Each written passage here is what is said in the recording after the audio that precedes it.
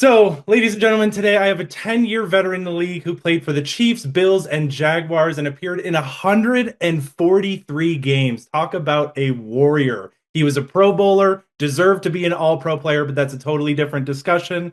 The man, the myth, the legend, and the host of the Mondays Mornings with Mitch podcast, Mitch Morse, ladies and gentlemen. Adam, my friend, I appreciate you having me on. I'm looking forward to this chat, buddy. Sweet. The same here. Like I had told Mitch before, this is a lifelong dream, so I'm very excited to get after it. And we are going to jump right in. News of the offseason, right? The biggest thing for me was the firing of head coach Sean McDermott. I personally was a little blindsided by the news, and I wanted to know how much of a surprise or not surprise was it for you to see the Bills let go of Sean McDermott? I think it was for me, it was pretty cut and dry, like the initial band-aid ripping moment, that guttural, visceral feeling of just shock and awe, right? I think that was shared by the masses. But when you take a step back and you look at it pragmatically, Adam, and you saw what had just transpired in the league the 48 or 72 hours prior with ownership letting go of some serious names, whether it was Mike Tomlin, I think that was a mutual thing, but then John Harbaugh. It just seems like it's the standard operating procedure right now in the NFL. And I can tell you the one thing I adamantly believe is that there's no more fickle and or less enticing job I can think of right now, besides the Gouda guap, the cheese that's being thrown around, than being a coach in the NFL.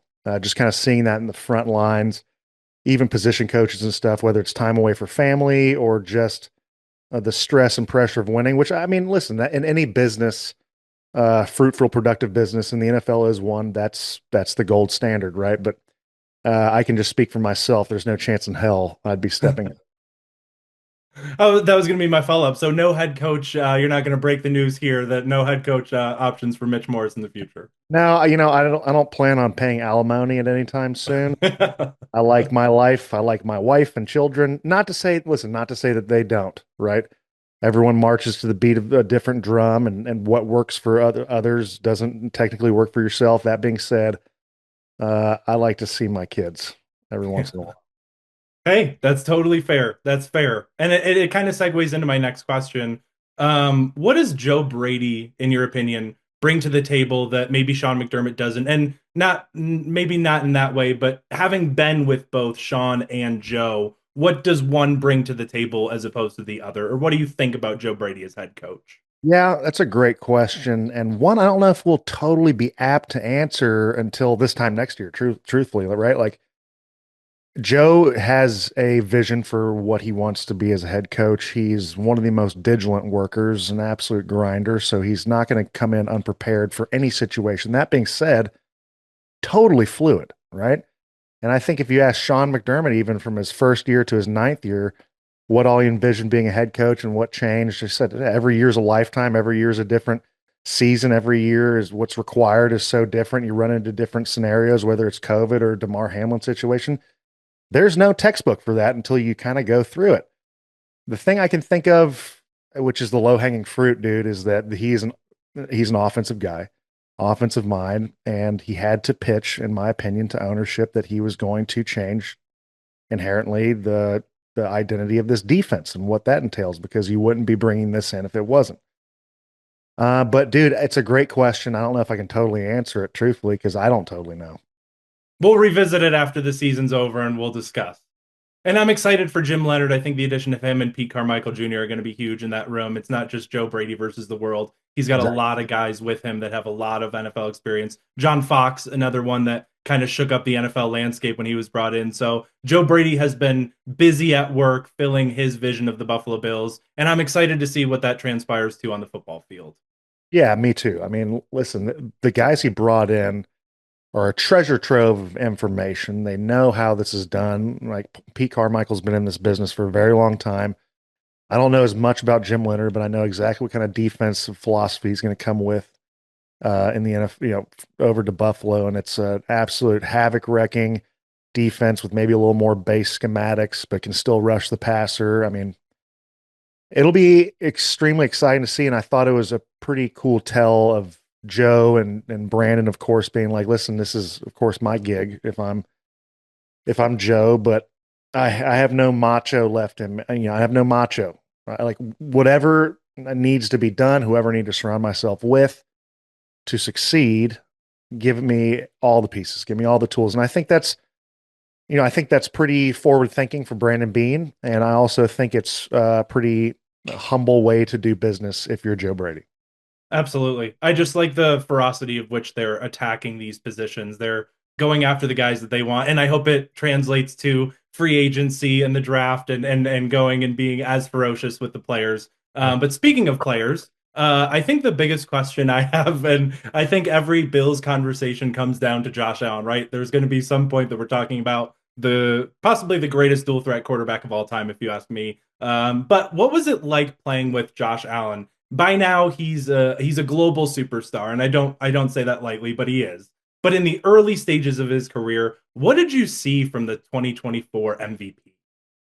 I saw the same thing that everyone else sees now, right? Just on a less global scale, right? He was always been the stuff that makes him so charismatic and such a dynamic player in 2025 going into 2026 is the same exact thing that made him a dynamic player and a great teammate and a good football player in 2019. That was he is violently competitive, an exceptional leader in regards to not only not so much rah rah. He can be, which I thought was pretty cool, but more so just leading by relationship basis, is creating relationships with folks. I think that's paramount in a locker room for guys. Never do you run out thinking you're fighting for a coach or something. You'll definitely fight for your dude. You ask anyone who goes to war, and I'm not saying football's war by any means, but you fight for the guy directly next to you when you're charged. When the trumpets blare and it's time to fucking go, it's about the guys directly next to you. And inherently, the relationships you built with those guys is so paramount when the bullets are flying on Sunday, the proverbial bullets. He's always had that. And I think that's an exceptional personality trait.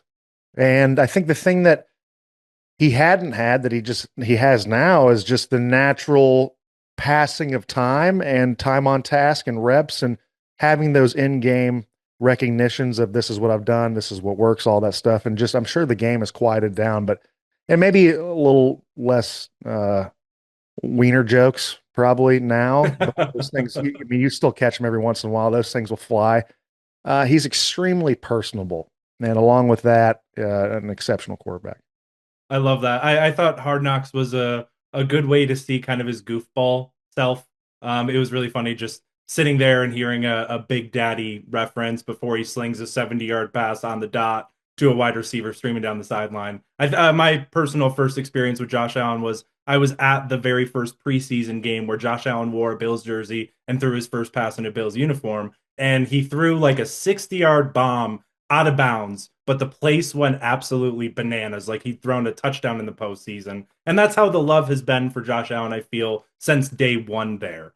Speaking more on Josh Allen, he is a warrior. He played through part of the season with a broken bone in his foot. And I'm just wondering, as an offensive lineman, you've probably faced injuries like that before. How would that have invigorated you if you were playing alongside him? It just speaks to his, like I said, sociopathic competitive nature, right? Like I remember there was one time we were playing in Cincinnati in 2023. It was a year after DeMar. Of course, the NFL sets it up for another night game slot because they're sickos, and we're there. And this man comes in on I forget because they slot the buses 3 hours before, 2.5 hours before, 2 hours before you get in. He gets in the 2 hour bus, and the man is violently shaking. He is physically ill.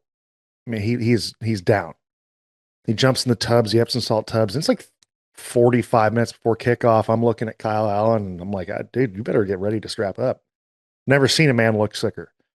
And Kyle, who's one of his really good buddies, is just like, just give him a few minutes. He'll be fine. And like Lazarus from the dead, he arises from this tub, goes into the doctor's office, comes back 5 minutes later, goes out. We lose the game, but he plays exceptional football.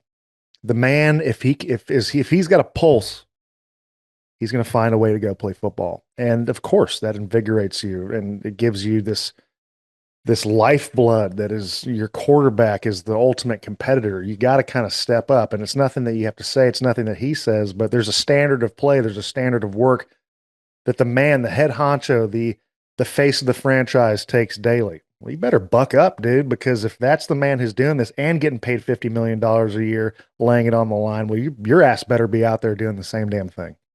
Love it. He's an Iron Man in the NFL, and there's a reason why he keeps his unprecedented start streak alive. Yeah, I know he only played like a snap or two against the Jets, but it's just an indication of just how of an Iron Man he is in the NFL, and we don't really see that across the league. Um, Switching off to off-season mode, where free agency is about to start. So, Mitch Morse, I'm giving you the magic wand that you are the GM of the Buffalo Bills for this one and only moment. If you could make one off-season move, whether it's a restructuring, bringing a new player on, who would you add or what would you do for the Buffalo Bills? If I have my magic wand, and I assume that we still have to fall under the cap restrictions and live in a space that's reasonable. If you want to make one unreasonable and one Here's reasonable my move, I magic would love wand. You that. ready? Maxx Crosby.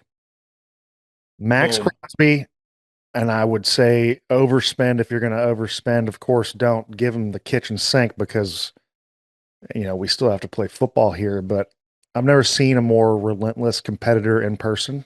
And I think his productivity speaks for itself.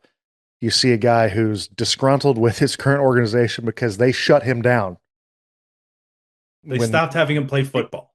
which is, I mean, you talk about hardwired the right way.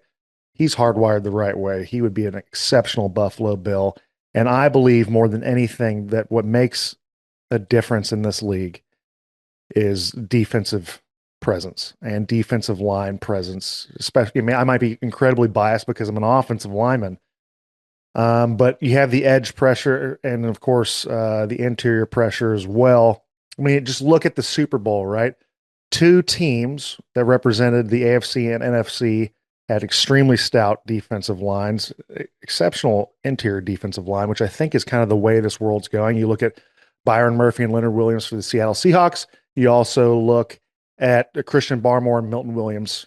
You have four guys who are playing all pro level football, and they chug their defenses along. And I think you can probably say the same thing about a good defensive end. So that would be my magic wand moment.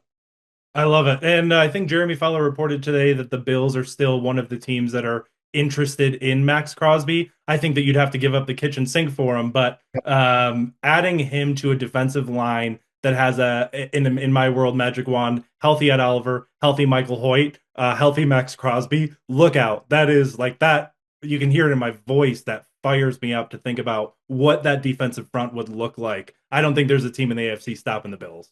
Well, I think it makes this team one of those. I mean, if you look at the Jacksonville Jaguars when the Bills played them, I think the thing that gave fans, casual fans and fans of football a lot of pause is it was the Jacksonville Jaguars were maybe the most complete team in the AFC. And Yep, there's they're on something a to roll that. too. They're on a roll too, and there's something to that having a complete team you never will have an all complete team, but if you can get close to it, that's pretty profound.